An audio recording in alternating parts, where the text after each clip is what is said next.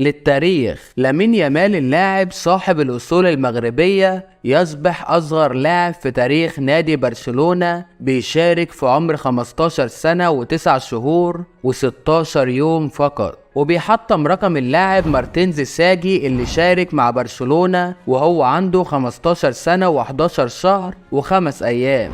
السلام عليكم. لاعبنا النهاردة اتقال عليه انه ميسي جديد، اتقال انه ابرز موهبة في لاماسيا حاليا، واتقال انه مستقبل برشلونة القادم. كلامي عن اللاعب لامين يامال، اللاعب اللي من اصول مغربية واللي سجل ظهوره الأول يوم 29 إبريل سنة 2023 مع فريق برشلونة الأول، وأصبح أصغر لاعب في تاريخ النادي بيشارك في الدوري. لامين يامال مواليد 13 يوليو سنة 2007، لاعب من أب مغربي وأم من غينيا الاستوائية، واتولد في مدينة ماترو الأسبانية، والمدينة دي على بعد 4 كيلو فقط من الكامب نو، ومركزه في الملعب وينج رايت، وبيقدر يلعب في مركز الوينج ليفت والبلاي ميكر مركز 10 بالتحديد. بدأ لامين يامال في أكاديمية لاماسيا في برشلونة، وكان وقتها عنده 4 سنين فقط، وتدرج في فرق القطاع من فريق تحت 16 سنة إلى فريق تحت 19 سنة، وكان متواجد معاهم رغم إنه أصغر منهم في السن، ولكن موهبته خلته يتدرج لحد ما انضم للفريق الأول تحت قيادة المدير الفني تشافي هرنانديز. انضم للفريق الأول في سبتمبر اللي فات بعد ما وصفه تشافي هرنانديز إنه لاعب يتمتع بإمكانيات النجوم، وهيبقى نجم من نجوم برشلونة في الأوقات القادمة. على المستوى الدولي، لامين مثل المنتخب الأسباني في أعمار سنية مختلفة، مثلهم تحت 15 سنة و16 و17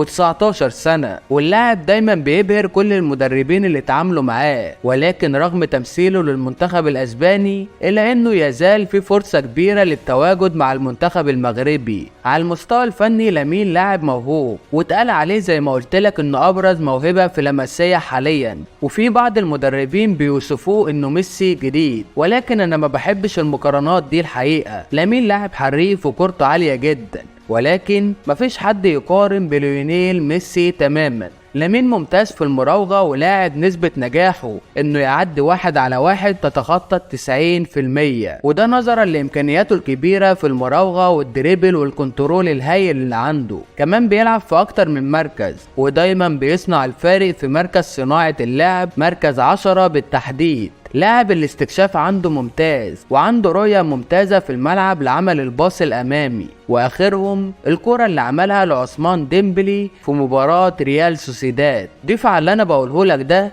إنه لاعب رغم صغر سنه إلا إن قراراته في الملعب ممتازة، وبيعرف يحل معظم المواقف اللي بيبقى فيها، وفعلا مبدع في اتخاذ القرار. كمان هو لاعب رغم إنه حريف وكورته عالية إلا إنه مش أناني، وبيلعب لعب جماعي بشكل ممتاز. كمان مسدد هايل على المرمى، وعنده تكنيك مميز في التسديد من خارج منطقة الجزاء، وعنده هدوء رهيب داخل منطقة الجزاء وفي الحلول الفردية، وفعلا دي حاجة عبقرية جدا. لاعب موهبته سابقة سنه بشكل كبير. والخلاصة واللي انا عاوز اوصله لك ان لامين يامال لاعب عربي جديد دخل التاريخ بعد اول مباراة ليه مع برشلونة. هل هيكمل على نفس النهج ويعمل تاريخ كبير ويتألق مع نادي برشلونة؟ طب هل هيقبل انه ينضم للمنتخب المغربي؟ الايام اللي جاية هي اللي هتوضح لنا الكلام ده كله. كل اللي في ايدينا دلوقتي اننا نستمتع بلاعب من اصول عربية، ومن جانب اخر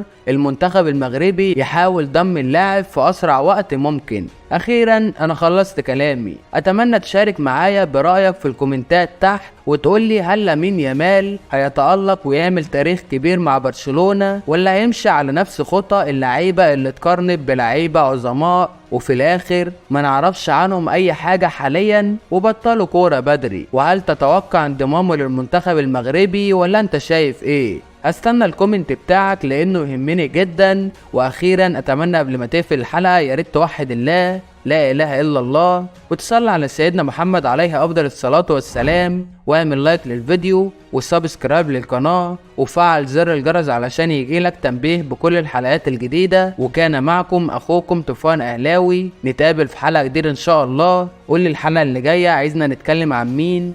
سلام.